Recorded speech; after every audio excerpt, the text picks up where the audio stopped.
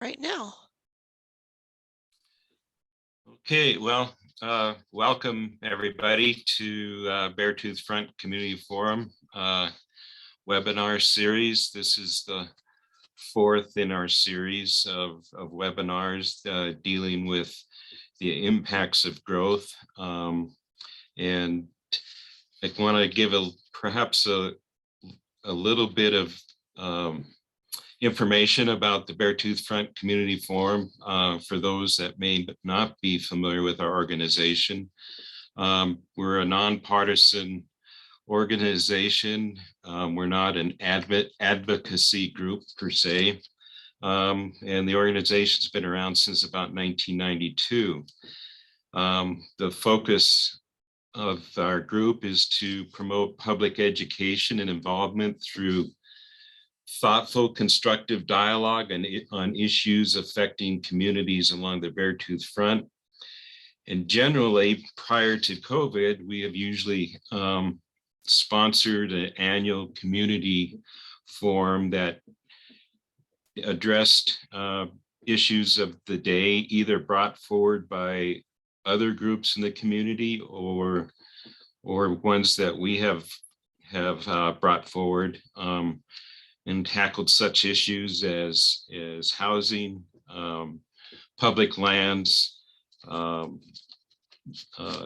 community planning, and a range of issues that are topics that you can look at if you check out our website. In 2018, we kind of shifted our focus from dealing with issues that were really imminent, since there's so many nonprofits in Red Lodge that are dealing with a number of those issues. We just shifted our focus to think more strategically and forward, and kind of adopted what we call our Outlook 2030.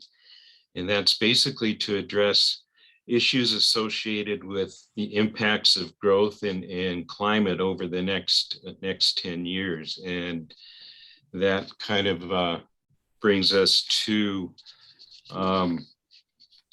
dealing with such issues on how things might affect land use change, whether it's effects on agricultural land, wildlife habitat, wildland urban interface, taxpayer supported infrastructure, and housing, and as I mentioned before, public lands. And what we're talking about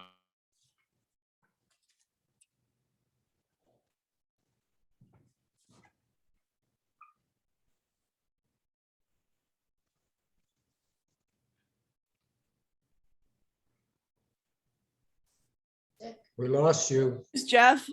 Okay, I will continue. Today we will be just some sort of ground rules for the event today. We ask that if you stay muted during the event.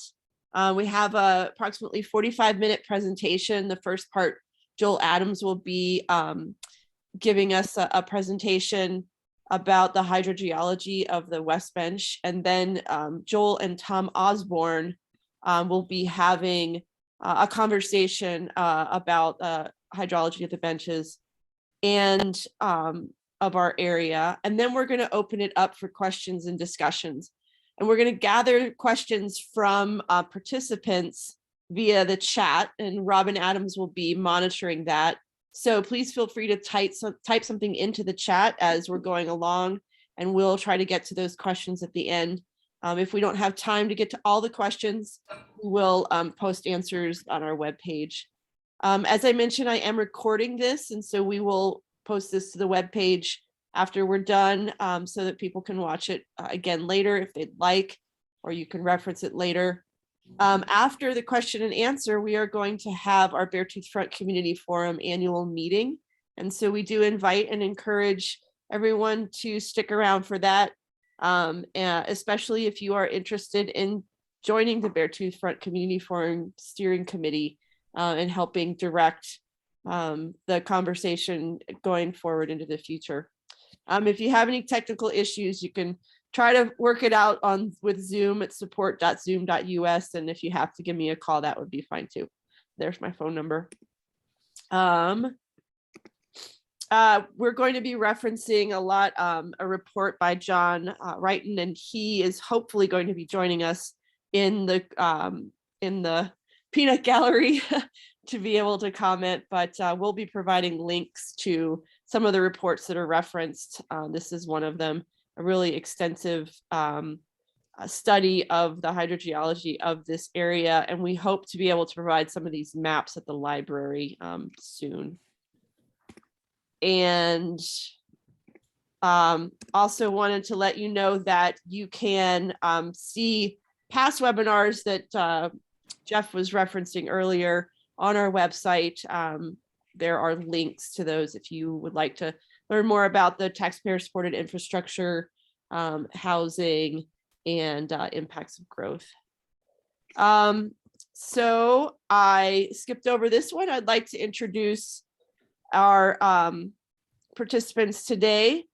As I mentioned, we have Joel Adams, and many people I think on this call know Joel. He's a resident of Red Lodge, and he's from the Columbus and Cody, Wyoming area, and has been working in hydrology for quite some time as a consultant all over the world, really, and now runs the North American division of IPI Packers. And you've probably had some great discussions with him down at the local watering hole. We also have Tom Osborne, and he's a professional hydrologist. 40 years of experience working on water quality, mining hydrology, water supplies, and other things, and has been very involved over in the Stillwater River area. And I'm sure we'll learn a little bit more about the work that he has done with gathering community folks around that river basin. So without any further ado, I will turn it over to Joel. All right, thanks, Amy.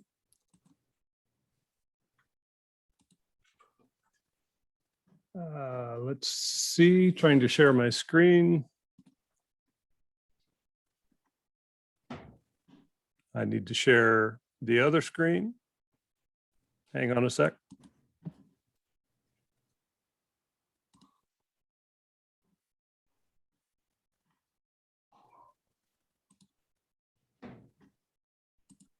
There we go.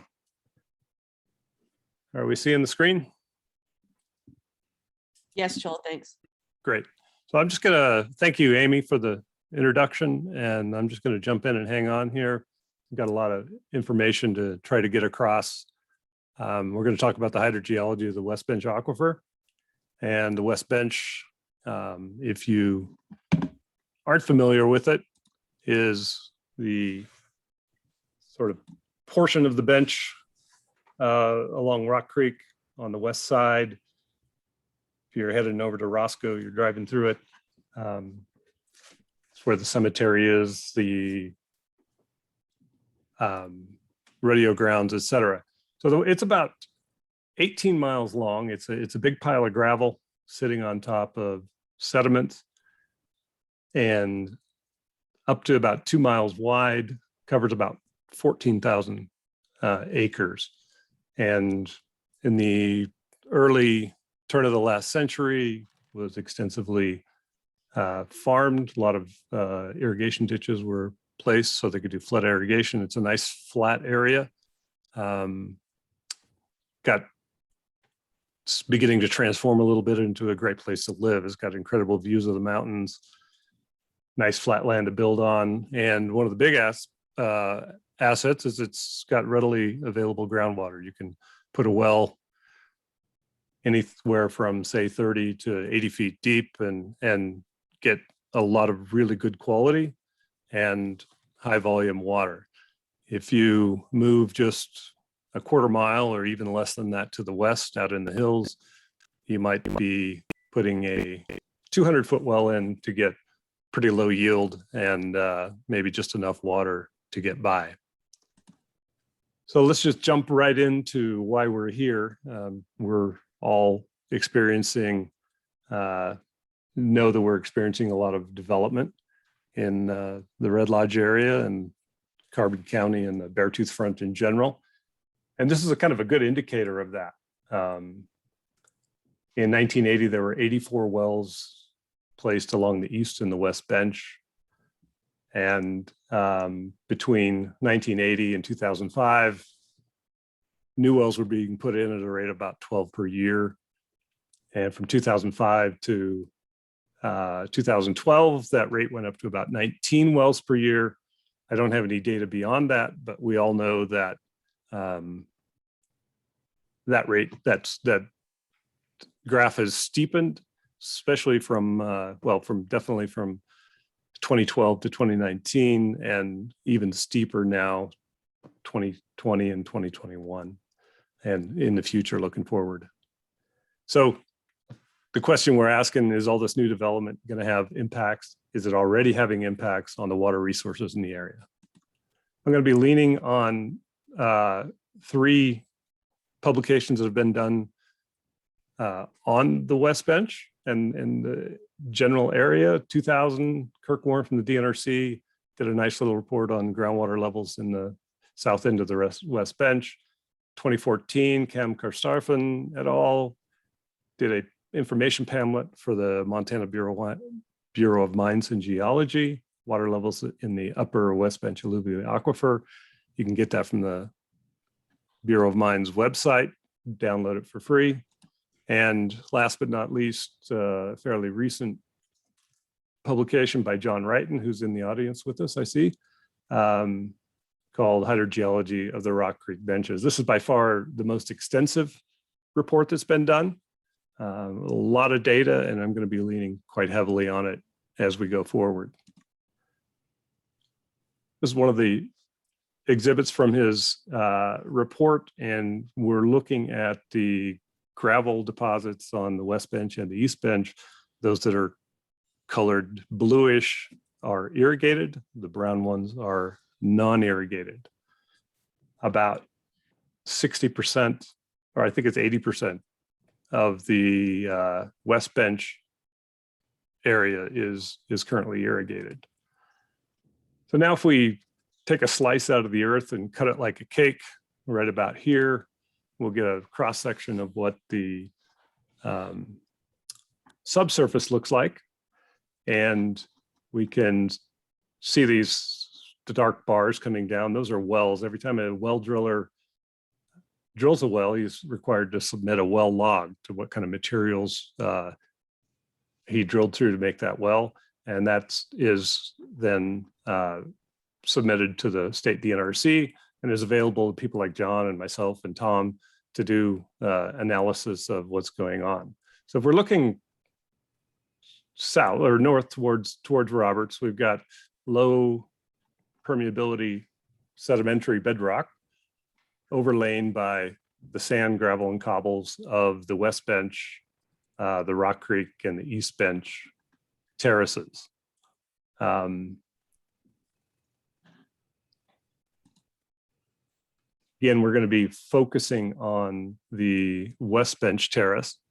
And if you look right at this point, you can see that the gravels actually intersect the hillside looking down into Red Lodge. And so you can imagine if there's water in this aquifer, it would tend to want to spill down into there. And in fact, it does. So if you look at this green line below the bench, here's the airport, and here's the upper end of the gravels.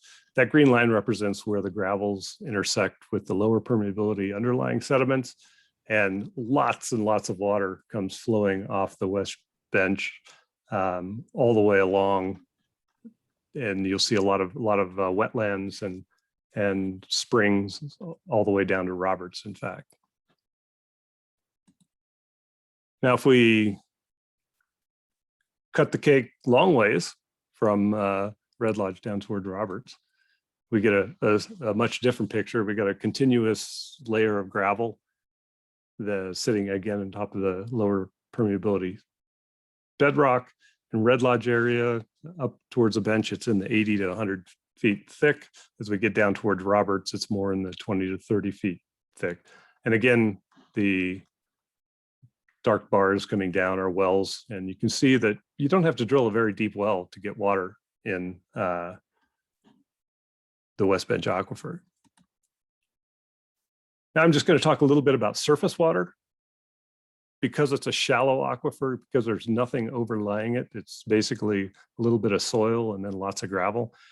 The surface water and the groundwater tend to be very much in contact. So natural surface water, the major piece is Willow Creek, and there's only about a 4-mile section that actually overlies the West Bench Aquifer. And John did some seepage studies along here and actually documented that there is a significant amount of loss of Willow Creek into this aquifer, and that water then flows down below. So, as I said, that's a 4-mile stretch. There's also a whole bunch of man-made waterways, and those are the irrigation ditches that have been put in over the last 120 years. And in fact, I tried to quantify and I stopped. There's over 40 miles of irrigation ditches on the West Bench. So that's a lot of surface water. And most of those ditches were built early in the last century with pretty crude methods. So they tend to leak.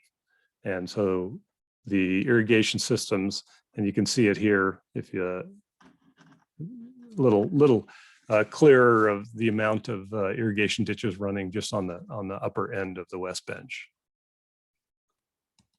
Now looking at groundwater we don't get to touch and feel and look at quite as clearly, so we have to use remote methods. And one of the things we do in wells is we measure the water level in a well and see how it fluctuates over the course of a season or multiple seasons. This is from the Kirk Warren study in 2000, and shows a very interesting hydrograph, long decline until sort of late April, early May, a little blip here, which is probably early runoff, and then just a really steep increase in water level of 19 feet in the aquifer that peaks in July and then stays pretty steady through September, October, and then again drops off and repeats the cycle. And this is the cycle that we see in many wells, and we're going to see a few pictures of that. But the questions we ask when we see something like this is where's the water going when it's declining because there's something leaving? Where's it coming from when it's increasing? And why in the hottest part, when most of the plant uptake is happening and most of the people are pumping wells, why is it staying steady in that late summer season? And one way we look at it is a bit of a budget. So just like your bank account or personal finances, there's discharge, your expenses. It's various methods that water is consumed. There's recharge, that's your income, direct precipitation. You can have seepage, such as from Willow Creek, irrigation return flow, seepage from irrigation canals, even seepage from septic drain fields. And the water that's there available then is in storage. That's your account balance. It increases if recharge exceeds discharge. It decreases if discharge exceeds recharge. And I'm just going to make a big point. I'd love to build a case for it, but just believe me, the seepage from irrigation canals is the dominant feature in terms of recharge and what makes this aquifer work. When the ditches are running April to October, the ditches are full, it saturates the water, and because they leak, they transmit water to the ground, and that's why we're seeing this very steep buildup, and that's why it stays steady through the summer months. When the ditches aren't running, there's no more water coming in, the water level tends to drop, and that's these legs we're seeing here. So that's a little bit about the way the system works, sort of the components of the system, but let's now dive in to see if we can see any effects of land use changes on the West Bench Aquifer. And part of John's report, he has a 10-year, 2009 to 2019 period of measuring water levels, and these are 8 wells They measured quite a few different wells, about 25 of them from 2009 to 2012, but these were the long-term ones. And so they go from south to north. Nice thing John did here, he put everything on the same scale. So we get a lot higher water level fluctuations in the south end down here, TP Village area, fairly regular sorts of water level fluctuations in the middle of Remington Ranch. And then as we go down further, it looks a little more ragged, similar to what we're seeing here, but those ragged tops are when they're doing different flood irrigation periods on the fields. So that's getting a little extra shot of water into the system. We're going to look at one well in particular. It's by the Dog Ditch Park, or the, Double Ditch Dog Park. Some of you may have seen it. It's right at the entrance to the fairgrounds. Looks like a piece of pipe sticking out of the ground. And that's one of John's monitoring wells. So what we can see over a 10-year period is that the well very consistently had its deepest levels right around 30 feet below land surface, plus or minus a foot. And the high points were right around 9 feet below land surface and incredibly consistent. So we haven't, this is just showing that we're not seeing any sort of decline trends, at least over this 10-year period. And if we look at all these wells, there's really none of them that are indicating any kind of a decreasing or increasing trend that's really notable. So that's good news. It seems like the system as it is and has been for the last 10 years is holding up, is sustainable. So, it's good news, and of course, good news can always become bad, and I'm not going to try to get too dark on you here, but if we think about what the most significant land use change on the West Bench in human history has been, it's pretty much the introduction of irrigation at the turn of the last century. So when that 40 miles plus of ditches got put in there, it totally changed the hydrology of the West Bench. And tried to think about what did the West Bench look like in 1850. And I think up on the Meeteetse Road, Meeteetse Meadows there is probably a pretty good analog. I would assume that there we have quite a bit of dry gravel underlain by a little bit of saturated gravel. And again, the sedimentary bedrock below. Jeff DiBenedetto gave me this photo, which is sort of the steppe landscape that we see without a lot of water. Once irrigation came in, we got the same gravel, but most of it's saturated. And that's the big change, I guess, from the 1850s to now.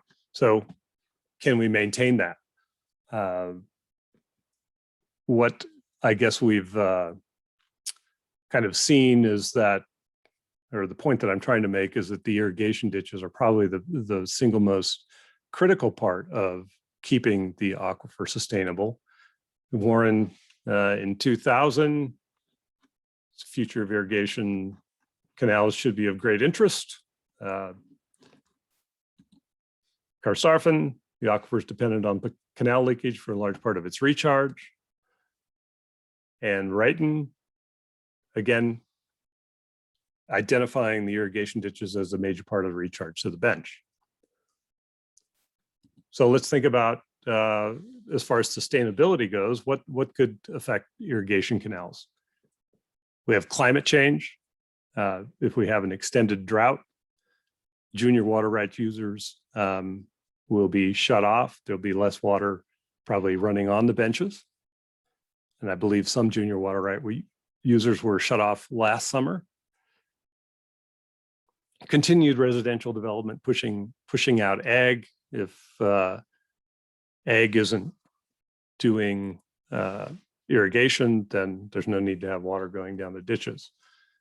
There's also the possibility that someone could sell water rights for other uses. Water is going to become more and more valuable as we go, and it's not unthinkable that those water rights could move. The water rights are separable from land, so it's a complicated process to move them and to sell them, but it can be and has been done.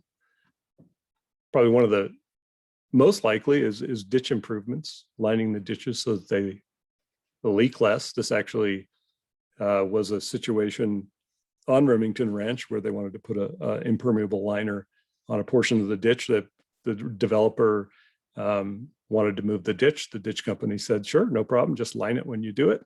And then I talked him into putting a permeable liner rather than impermeable liner in that, because recognizing the importance of that recharge.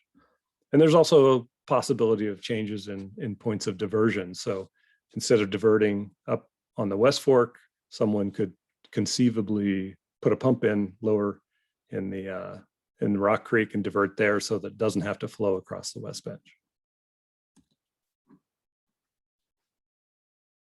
So again, what can we do to secure the water for the future? Well, water rights can be sold. So a group, whatever group it might be, a homeowners group, a groundwater recharge group could try to secure water rights for recharge and use it specifically for that purpose. We need to keep agriculture. The easiest thing is keep agriculture viable and keep those ditches running, keep the hay fields going. And that means probably not encouraging total development across the nice flat space of the West Bench. We need to continue monitoring. And I think I'm going to ask John about that a little later. But of course, if there's any other thoughts from the other folks, this is pretty much what I was going to, that's my presentation, what we're going to talk about. I guess just to sum it up, we're not seeing severe groundwater declines at the moment. Irrigation ditches are the key to the recharge for the system as it is, and changes in that are probably the biggest threat to maintaining a viable aquifer on the West Bench. So with that, we'll come back and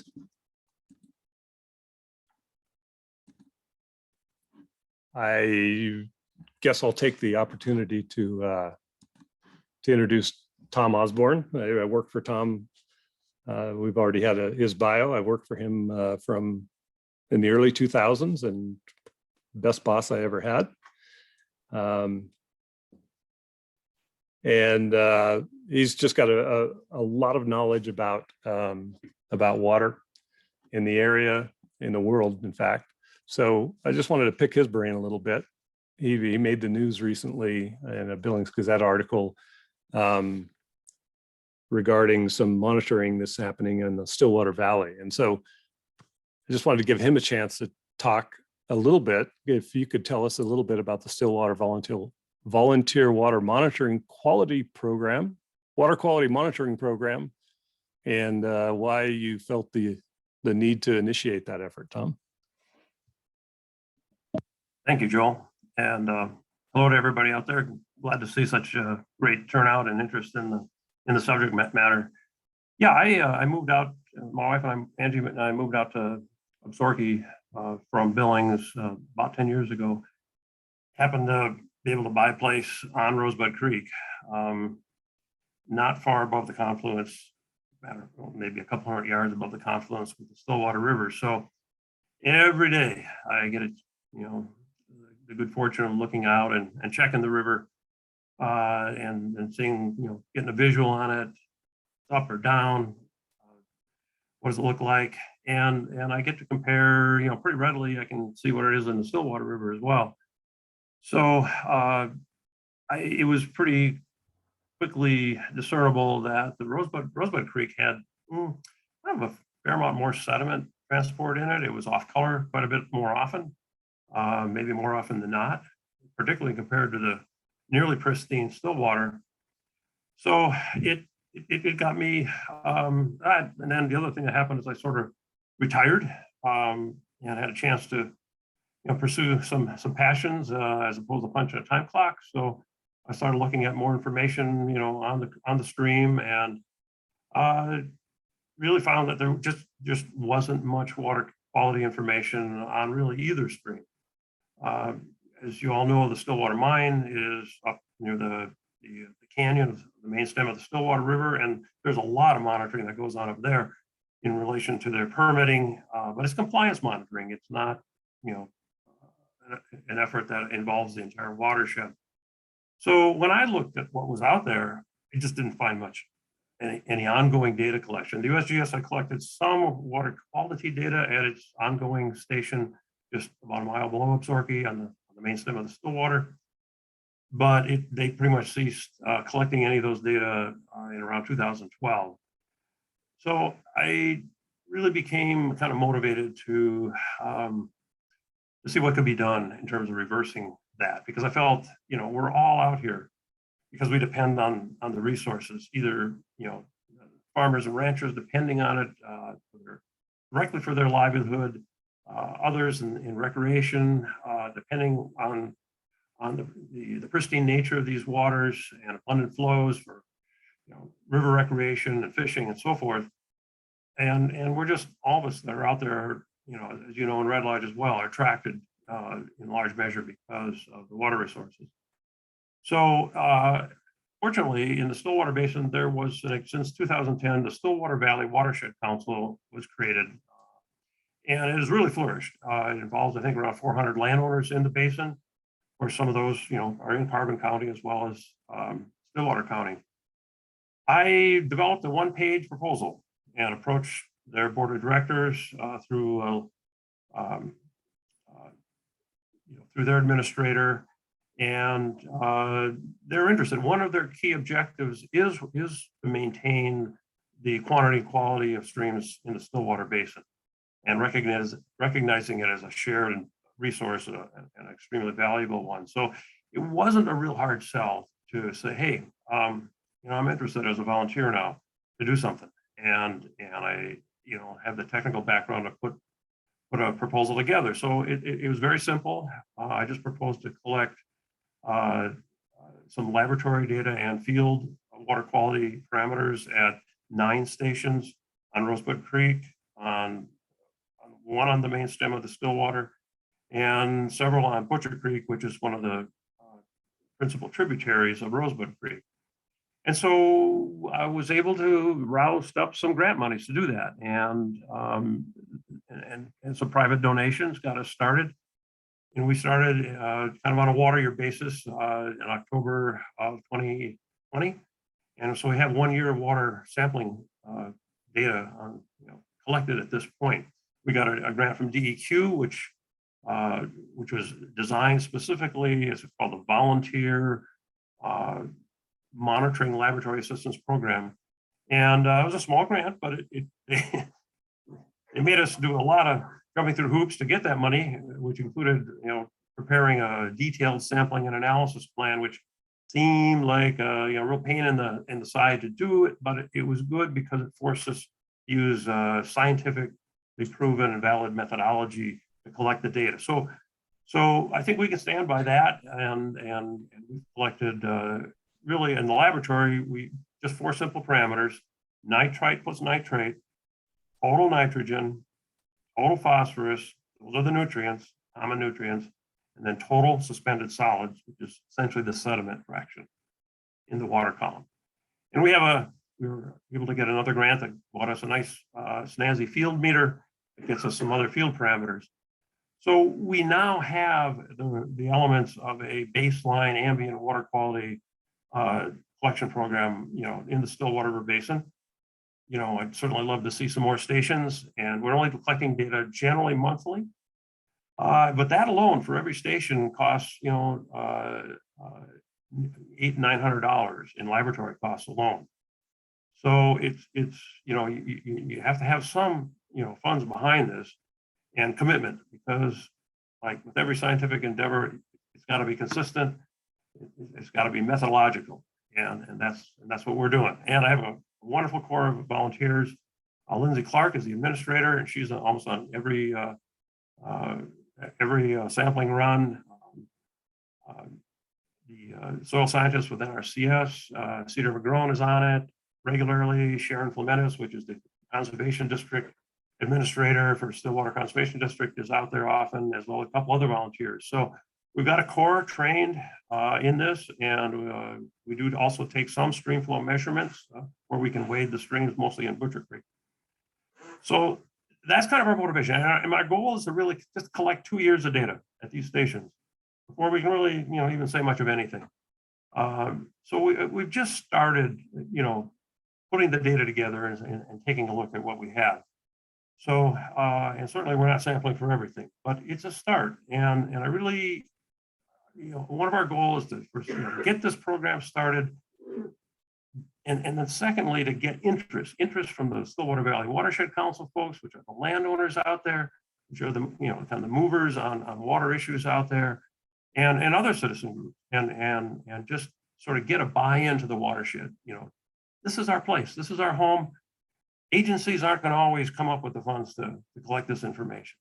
We need to do it, and we can do it. So that's kind of that background. Great. I mean, I think it's really interesting. I've always considered Red Lodge and all the communities along the Beartooth Front were headwaters communities. We get the privilege of being the first people to play in those pristine waters and enjoy them, and at the same time, we're the first people to impact them. So there's a responsibility there, and I think it's really great that you're leading the charge on that.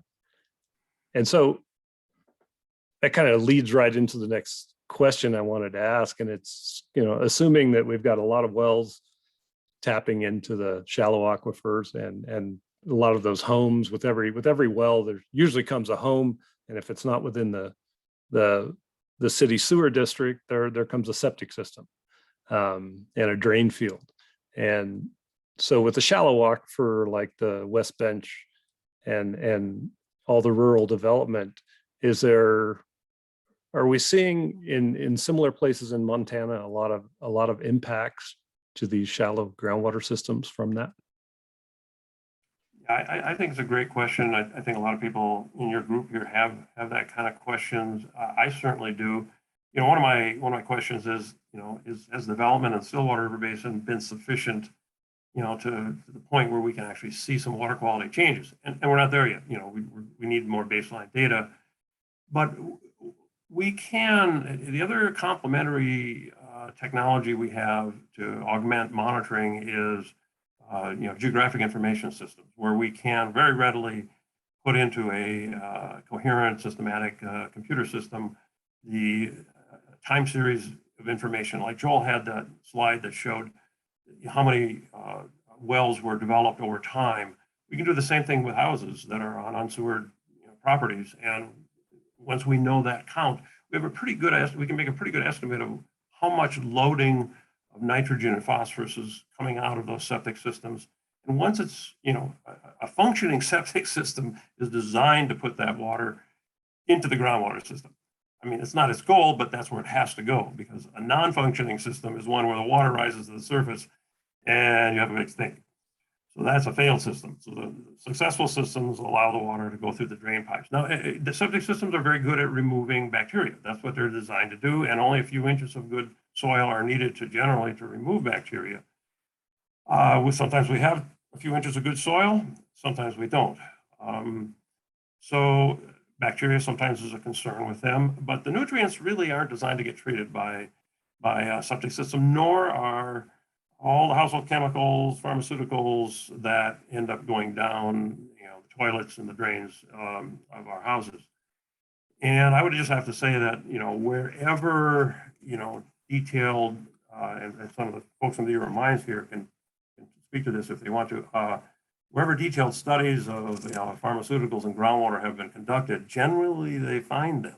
I'm thinking of one in particular in the Helena Valley, where some of the wells are actually hundreds of feet deep. And my recollection is that even in some of those wells, they'll find traces of, household compounds or pharmaceuticals. And they may not be, at levels that might be considered harmful, but a lot of these don't have standards for them. And we just know then that, the stuff is getting into our groundwater system. So I think a lot of it is we've had the luxury of dilution and we still probably do in a lot of places. But a place that you might look to is in Montana that had just a recent article in the Building Gazette about the Big Sky area and that part of Gallatin County. They have actually reached nutrient saturation in that area. And some of us have worked in that area, and they actually have a pretty widespread sewer system there. But what they have not been able to do is get a permit. They don't want to really get a permit to discharge wastewater directly to the Gallatin River. So they've been irrigating it on the golf courses. Well, golf courses are not hayfields, right? They don't grow 3 to 5 tons per acre of hay. And so even in the 1990s, I can tell you from personal experience, there was nutrients at pretty high levels in the shallow groundwater system below these golf courses. And they are getting into the Gallatin River. And that article said that for the last 4 years, there have been algae blooms in the main stem of the Gallatin that people there have been attributing to wastewater effluent getting into the groundwater system and then into the streams. So anything that gets into our shallow groundwater systems, we can pretty much be assured that sooner or later is going to reach our streams. So it's time. We got the yellow light. It's time to look. It's time to find out if it is a problem. And quit with that one. Great, thanks. Well, I guess I'd like to switch over and ask John Wrighton a question if John's available real quickly, and then we'll. I see there are a lot of questions, so let's open it up to questions after that. But John, great job on the project and collecting all that data. I don't think there are too many communities that have the privilege of having that kind of information, and we much appreciate your efforts on that. Do you intend to continue monitoring? Is there a plan to continue beyond that 10 years? Well, right now we still have the instruments, the data loggers in the wells, and it's just a matter of getting having enough time and funds to go out and download them periodically. We probably wouldn't have to do it more than a couple times a year, so it's not that big of a deal. And we used to pick it up when we had ongoing projects in Carbon County, and we could just pop over there and spend a day downloading those data loggers. Right now, I think there's still, I haven't been out there for a few years, but I suspect they still have, they kind of have a shelf life and they die after a while. So eventually they'd have to be replaced. But, there's nothing planned yet, but it's been on my mind for years to continue this. And I think it should be done. I kind of like to diverge a little bit and mention, with Tom's discussion of nitrates and nitrogen and nutrients in the Stillwater or the Rosebud and Stillwater. We never did see any elevated nitrates in all the testing that we did on all those wells. We had 20, 30 wells that we sampled, and so far we didn't see it, but that doesn't mean that there isn't issues. What we did notice is just convenience. There's 2 samples taken, one in 2002 and one in 2007 out northwest of Red Lodge, right along the road where the county, it's either county or state, I think it's a state highway office. They have vehicles, stuff out there, and piles of gravel that appeared to be used for salt, salt containing enough salt for road wintertime road treatment. And basically what we noticed there is one of the samples in 2002 had fairly high, just anomalously high chloride concentrations, plus calcium, magnesium a little bit high too. And then just a few years later, 2007, that was virtually gone. So the aquifer is vulnerable to surface leaks, spills, or improper handling of materials that could cause problems. And so, it kind of indicates that it is vulnerable to septic nutrients and things like that. So as well as other things. But anyway, I really would like to see some monitoring going on out there. Maybe that, like Tom did, maybe I'll have to do that after I retire. Okay. Thanks, John. And I guess we'll turn it over to Robin and take questions from the audience. Yeah, thanks, Joel and Tom and John, for all the expertise that you're bringing to the table. And thanks, Amy and Betsy, for starting to answer some of these questions in the chat. So first off, we've got a question from Sue Bug. Does flood irrigation contribute anything to maintaining the aquifer? Yeah, I would certainly. say yes. Go ahead, John. I would say yes. That's the primary source is the canals, and just to a certain extent the actual flooding too, but the flooding the fields. But the canals are the major part of recharge up there in that whole aquifer. Thank you. And we've got a question from David Lenhair. Does water volume in ditches change when we have a sustained hot and dry period like we did this summer? I'll try to answer that. I mean, I think they did, because it was a hot and dry summer, and the water in Rock Creek was quite low. They did shut some people off, and so naturally the amount of water flowing through those ditches was decreased based on the amount that they were shutting people off. They shut people off so they can maintain water in Rock Creek for either fish or probably more likely for downstream senior water users. And that gets into the whole water rights question, which we'll be trying to address in the next webinar.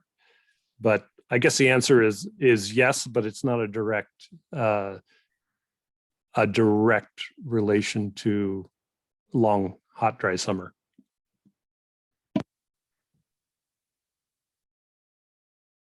And this question got answered, but I'll just go ahead and read it out so everybody hears these. So this is from Dick Nolan. Does Red Lodge urban planning consider the availability of water before approving growth? And is restriction on growth a possible strategy? So Amy jumped in to say, yes, the city can and does require water rights when annexing land. And Betsy chimed in from County Planning Board saying that they acknowledge concerns about water availability and quality, but defers to state DNRC and DEQ jurisdiction. So I don't know, do the three of you have anything to add to those answers?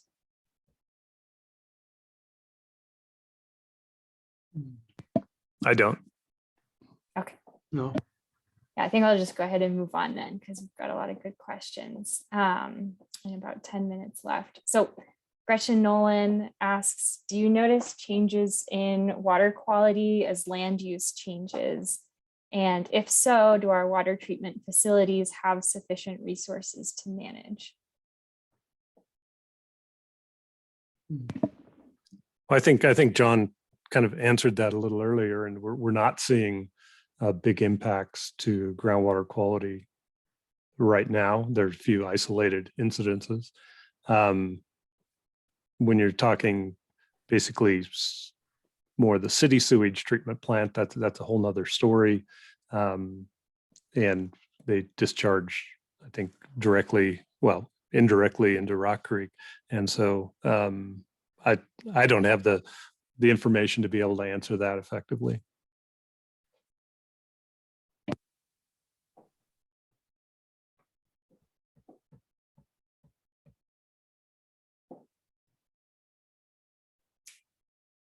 And this from Jeff Wise. Given the recent study published in Nature, which predicts that average snowpacks across the Western US are expected to decrease to the point that packs will be approaching 0 to 10% of historic levels by 2055. Do we have any idea as to maximum extraction rate targets that might need to be set for the West Bench aquifer to keep it from going dry in 10, 25, 50 years? For residential population growth purposes in the area, most of which is happening on the West Bench, this needs to be considered. Any comments on that? Well, my comment would be is the fact that it's the canals that are keeping that aquifer going. So if the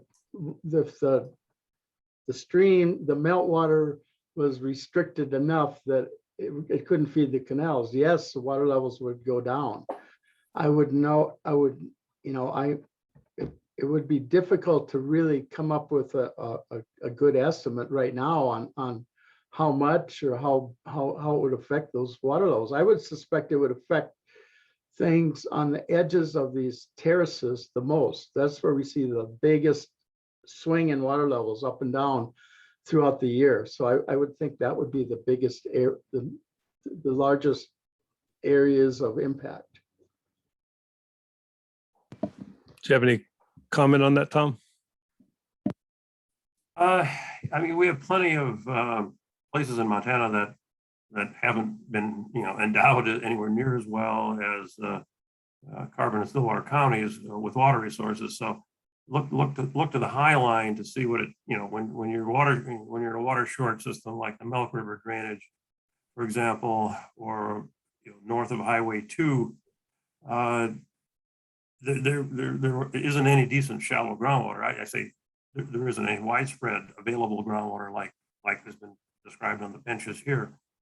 And so what happens then? Well, you have either large scale community, the few community sources that are there may get developed as a public source and then piped at millions of dollars worth of expense, like the Dry Prairie project, for example, which pumps water out near Wolf Point, treats it, and then puts it in a pipeline system that takes it for literally hundreds of miles around those counties.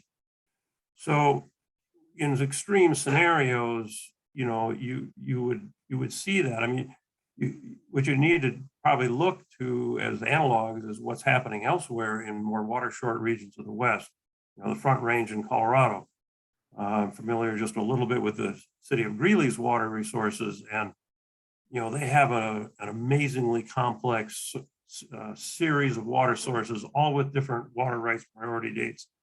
And in spite of, and they're an early city, but in spite of that, they've just had a referendum on whether to purchase this large ranch right up near the Wyoming border and develop a 50-mile, 50-mile pipeline to bring groundwater from an entirely different aquifer down to the city of Greeley to accommodate future growth. So complex webs of reservoirs. Right now, the East and the West Bench gravels are the storage reservoirs essentially that we're relying on. And where the source water is to dry up sufficiently, as John says, not to allow headgates to divert water because they simply can't get it in there and don't have enough head to get it down these ditches. There's something else would have to happen, or a lot of these wells would be going dry. That's probably a long way down the road, but I think forums like this should be looking ahead, things like that. Yeah, thank you. This question is from Phil. Are the gravels in the aquifer sourced from the mountains, outwashed from mountains, or something else? I'd say yes, they are. A lot of them are associated with the glaciers that came down the mountains and ground up the rocks, and they got distributed by the streams. And that's why we see these thick terrace deposits that are, that especially closer to the mountains. So yeah, they are, it's definitely sourced out of the mountains.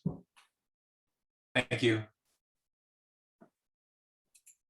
And this question from Jeff Benedetto. It appears the major source of water to the irrigation system is coming from the West Fork Rock Creek. Is there a possibility of snowpack declines and decline in late summer water availability for diversion into the irrigation system? Is it possible that that has an effect on groundwater? Yeah, it certainly would.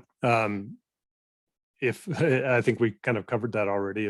If water can't be diverted into the ditches, whether it's because of water rights or because of the physical ability to do it, it's going to affect the groundwater in the West Bench Aquifer for sure.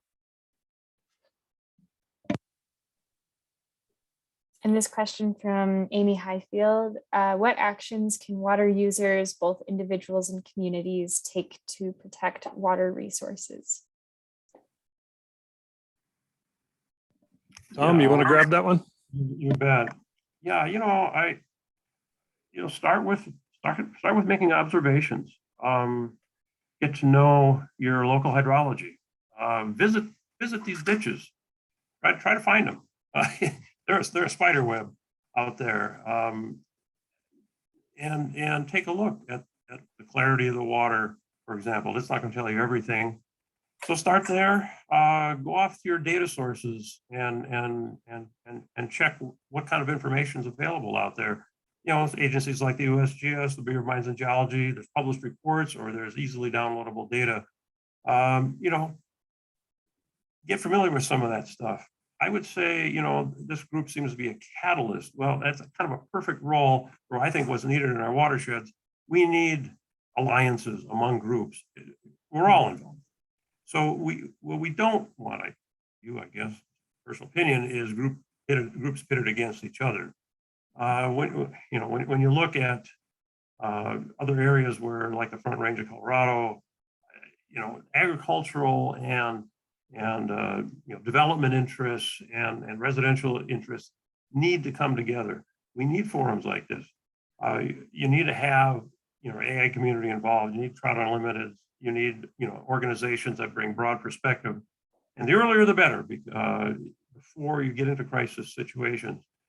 So I would say we need a lot of data. There's a lot of data gaps out there. What you're seeing collected by the Bureau of Mines and Geology is exceptionally long-term good data. The USGS does the same thing, but we don't fund a lot of these public agencies to the point where they can even keep up what they've historically done. So you're seeing a lot of stream gauging stations drop. You're seeing water quality of stream gauging stations drop. We need these data. We don't know what's happening unless we monitor watershed health. So that was the genesis of the Stillwater watershed project. And I think if you do that, you can tap a lot of resources. There's grant opportunities out there. There's agency specialists. There's university folks that are all interested in this stuff. So, you need a core of folks they're willing to put some energy into, developing, this theme, and really pays to spend the time up front to thoroughly identify objectives and then set monitoring goals and inquiry, to target it to those goals. Thanks, Tom. Yeah, I think that's a great place to end it. And I just want to read off a comment from Betsy that lake groups can undertake continuous surface water studies, and groundwater districts need to be formed to confirm evidence-based aquifers, which it sounds like we're already doing to some level in our area too. So I think Amy just posted a lot of links to the resources that we talked about during this webinar, and I'll go ahead and hand it back over to Amy and Jeff to close us out and transition into the annual meeting for Beartooth Front. Thanks, Robin. Really quickly, we wanted to let you guys know, I know Joel alluded to this, we are planning another webinar in either late January or early February. Still working on tying up some speakers that will be a little bit more about water rights. So we hope that you all will join us for that webinar later on. We'll have more information on our webpage and Facebook and the usual places. And I think unless we have any last minute questions, we'll turn it over to Jeff and get started with the Beartooth Front Community Forum's annual meeting. Everyone is encouraged to stay on if you would like. And also we will be posting the slides and the video of this webinar on our webpage as soon as I can get to it. So you can look for that a little bit later. Thanks everyone for joining us for that. And thanks to our speakers, Tom, Joe, Joel, that was, or John, excuse me, Joel, that was very informative and very interesting. Yeah, I'd like to thank Joel and Tom and John as well in terms of providing the information they did, and hopefully it'll generate some thought and maybe also generate some ideas and future discussions about how we can protect or maintain our water systems in Red Lodge area and Carbon County in general. Especially in light of some of the changes that have occurred already relative to climate and some of the projections for some shortages potentially coming in the future. That, as Amy suggested, we're going to kind of shift to a short business meeting for Beartooth Front Community Forum. That's our annual meeting that by our bylaws we're supposed to conduct annually, and everybody is welcome to participate. And as part of the agenda, if you have any questions that you'd like to have answered relative to what the Beartooth Front Community Forum is all about, towards the end of the agenda, we'll kind of quickly open it up for that as well. So Amy's posted the agenda on the screen, and I'm going to welcome everybody that is currently staying on, and I'll go ahead and have a motion to approve the agenda. And if there's any changes or additions.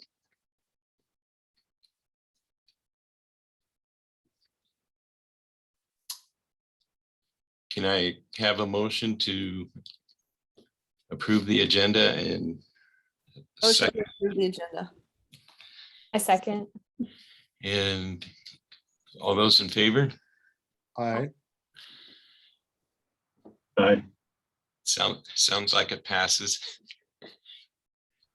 And then can we have David, do you have a treasurer's report you can provide shortly, or a brief summary? Or Brief summary is that there's really been no change. I do have the document from Teresa, and by tomorrow we should have everything changed over with First Interstate and moving forward. So by January, I'll have a formal treasurer's report available. Other than that, there's been no changes for the last 2 months. all right, thanks. Go on to new business. I kind of started a little bit on an introduction with the Beartooth Front Community Forum, and kind of think I got cut off, or the internet bleeped or something happened. So I just kind of want to quickly maybe talk a little bit about what we've been doing over the last 2 years. And it really is tied back to putting a little bit more focus into thinking about the future in terms of community stability and resiliency, and how those. It happened again. They've got cut off. I guess I got lost again. So anyway, that was what we are focusing on is thinking about and trying to generate information and discussions about how to maintain or retain community stability, sustainability, and resilience, kind of in the face of two probably dominant change factors that can potentially affect our communities in the future, and that's the growth, particularly rapid growth, and potential effects of our climate, and how that might influence a variety of things from occurrence of wildfire, and as well as influencing the availability of water supplies and effects on agriculture production and on down the line.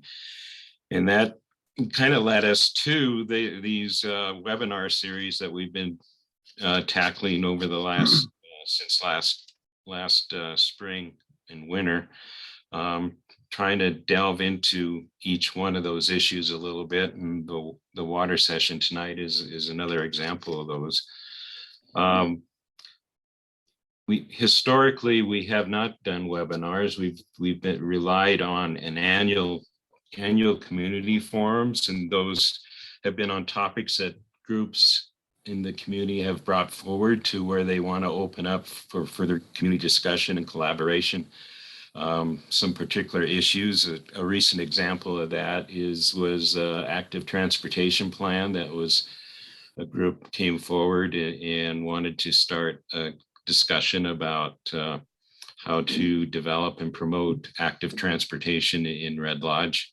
That was an example of a group bringing forward an idea, and Beartooth Front helped facilitate that discussion. An example of a couple others that the forum generated themselves was one on housing a couple years ago, and a forum on public land. So on the website is a list of a variety of topics that have been covered since the founding of Beartooth Front, since 1992.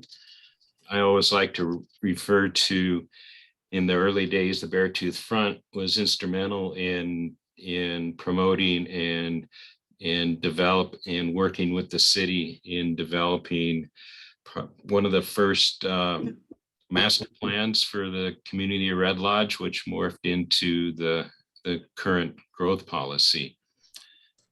So it's an organization that really is nonpartisan and really likes to promote education and involvement and constructive dialogue over a variety of issues, and bringing people to resolution using consensus to come to some sort of resolutions or ideas of moving forward. So I guess I'll move on to probably the important part of the evening, which is kind of the nomination and election of steering committee officers and nominees. And the current nominees are Ken Coffin as chair, myself as vice chair, David Elzinger as treasurer, secretary Robin Adams, and I guess I'll entertain a motion if there's any other nominations to bring forward. I'll start off with the chair. Is there any other nominations for the chair?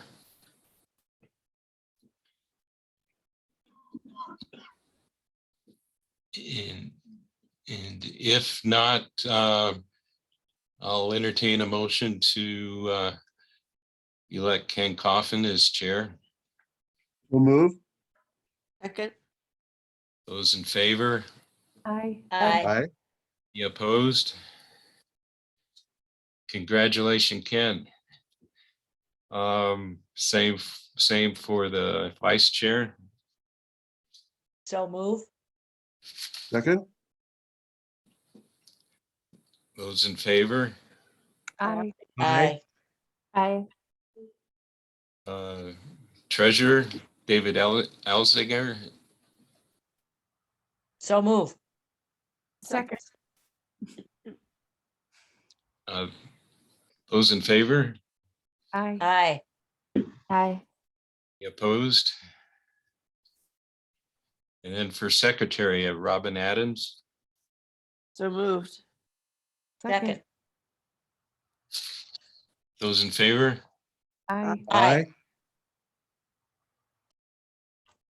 Yeah, those opposed? Any opposed? I guess that we have our steering committee officers are Ken Coffin as chair, myself as vice chair, David Elsinger as treasurer, and secretary is Robin Adams for the coming year. So congratulations to us, I think, I guess. I think I'm going to change this up a little bit. We had an item here for nomination of new steering committee members. And I'm going to move that down and kind of open it up to the general audience if they would like to have any questions or engage in any virtual discussion about their Beartooth front or any issues that they see that we should be thinking about addressing in future forums and or webinars. I did forget to say it is our hope that we'll be able to move back to in-person community forums, hopefully this spring, kind of dependent on what the COVID situation is. Even if we do that, we've had some discussion about also continuing with the webinars as a means of outreach and also to provide or fulfill our education and information sharing functions. So are there any questions from the audience? If anybody is still on?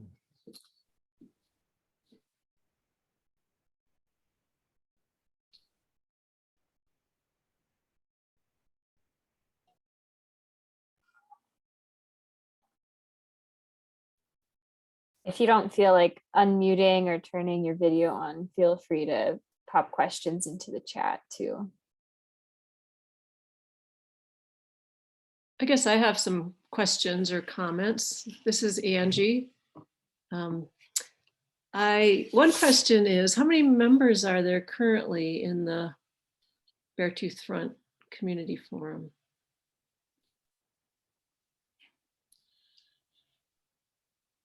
Should I try to tackle that?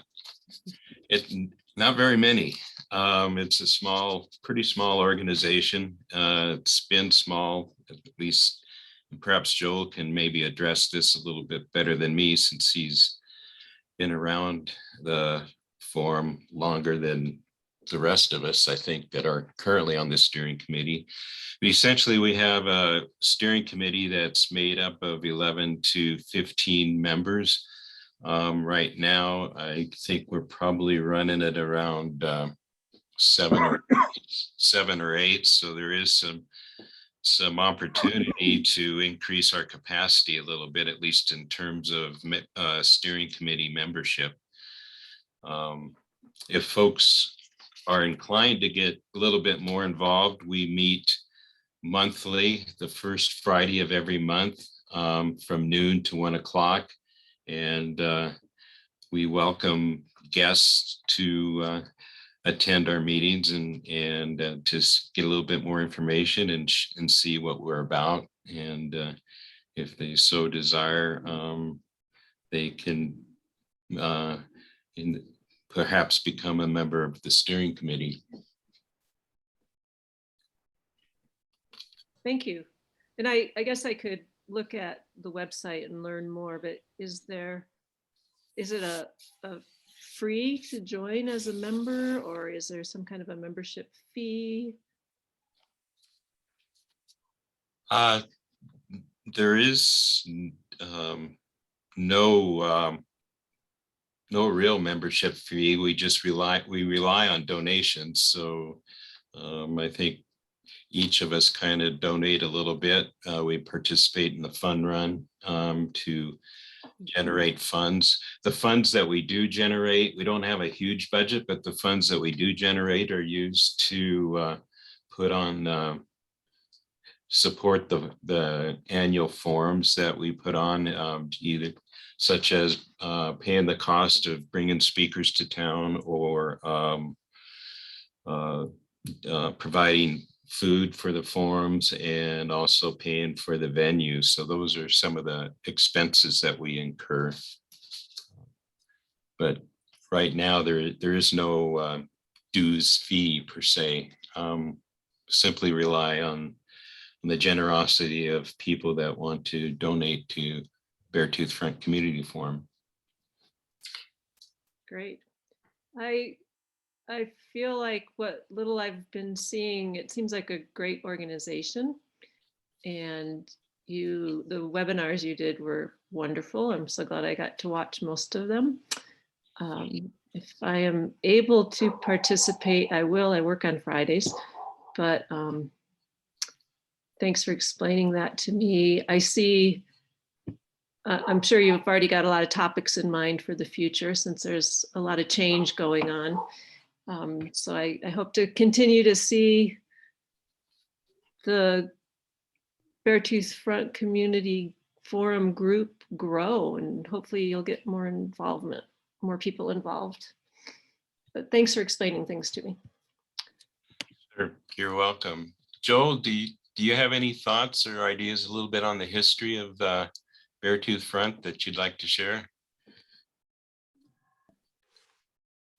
Hate to put you on the spot. Oh, no problem. Yeah, it's always been a group that's changed in size and activity. We've had some lulls and some extremely active times. It's a good group. I've always said that it's a group that gets a lot done but doesn't do very much, and that's partially by at least historically we used to see if there was energy around an idea, and then that would spin off. And the Community Foundation is one of those examples. The Boys and Girls Club was part of it. We didn't start them, but we got the energy around it, and a group went out and got it done. So in terms of numbers, I've seen it, there's times where you struggle to get 5 or 6 people to a meeting, and there's been times when it didn't have enough chairs. So highly variable. Thanks, Joe. Yeah, I guess maybe I should, well, first, are there any questions showing up in the chat at all? All right, I guess one of the things that we've been talking about or tossing around, if we do have an in-person forum this spring, is to kind of revisit some of the topics that we have discussed in the webinars related to the impacts of growth, and facilitate a little bit more community-wide discussion in terms of what the impacts are, what some of the solutions, or how to mitigate some of those impacts. One of the more recent conversations we've had is to maybe expand on the water issue a little bit more, and have more of a sort of have a panel discussion, in-person panel discussion related to water uses and water rights, and the influences of land use on water. Go into it a little bit more in depth. The other issues that we've been talking about is, again, revisiting the ideas of taxpayer-supported infrastructure. Expand the amount of information that's available in terms of who pays for the infrastructure, or how are those impacts to infrastructure offset by tax dollars. So people have a better understanding of that, the relationship of how both the physical and the social safety and social aspects of community services are accounted for within the community. And if anybody out there in the audience has any thoughts in terms of other ideas or thoughts that they, or information, more additional topics they'd like us to embark on, then please feel free to send us an email or attend one of our monthly meetings and bring those ideas forward. Does anybody else from the board have any thoughts or comments relative to what we've been up to?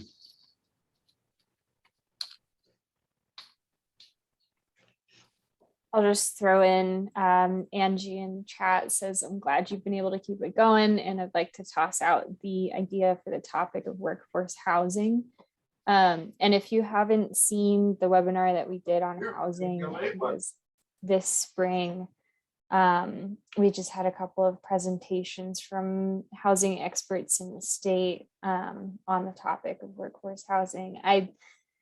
I'm a little biased, but I think it would be a topic worth revisiting, especially once we're able to do in-person forums again, just because of, I don't know, the nature of webinars. I think it's easy to kind of sit back in the chair and maybe not participate as much. And with an issue like housing, I really want to get as much public input and collaboration as possible. So I'm hoping that we revisit that at some point. And then John put in the chat, Angie, as a direct answer to your question, BSCF has never been a membership organization.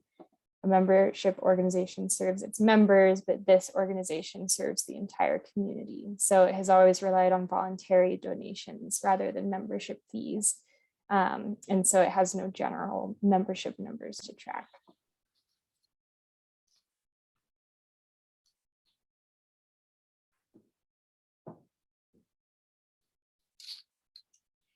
Any other comments or questions, either from steering committee or the audience?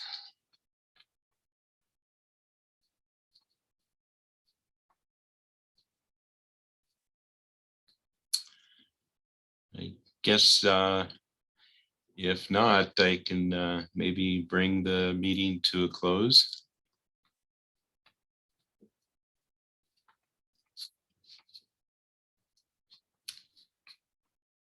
Any again, and to thank, I see that there's about 20 participants that stuck around for our business meeting. So thank you for doing that and appreciate that. And again, I'll repeat that if you have any interest in becoming a little bit more involved, feel free to send us an email or stop by one of our monthly meetings and bring your ideas or thoughts forward.